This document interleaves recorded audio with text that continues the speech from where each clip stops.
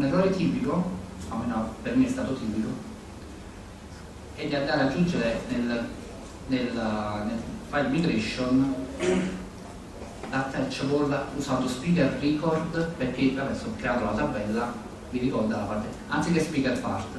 Quindi lui immagina che speaker record sia l'elemento attacciabile a un content type custom, invece no, è la parte che è attacciabile. Okay. Lancio il tutto.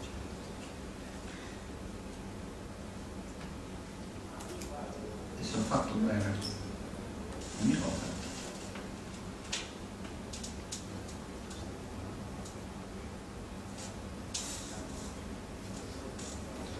Stiamo un po' sforando, abbiamo già sforato. Andiamo a loggarci.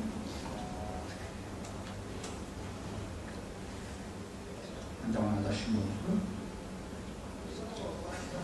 andiamo nei moduli, dovremmo trovare il nostro moduletto che a cui non ha dato una categoria, quindi ha messo sotto la voce non categorizzato.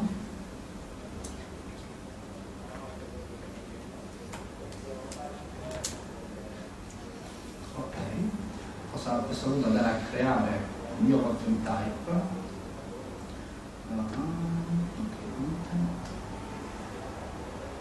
Content type, creo un nuovo type, lo chiamo speaker, e se tutto va bene dovrei avere la parte speaker, ok, che aggiunge le cose che ho scritto nel modulo. In più, siccome lo vogliamo mettere in un contenitore per l'elenco degli speaker, gli diamo container e common,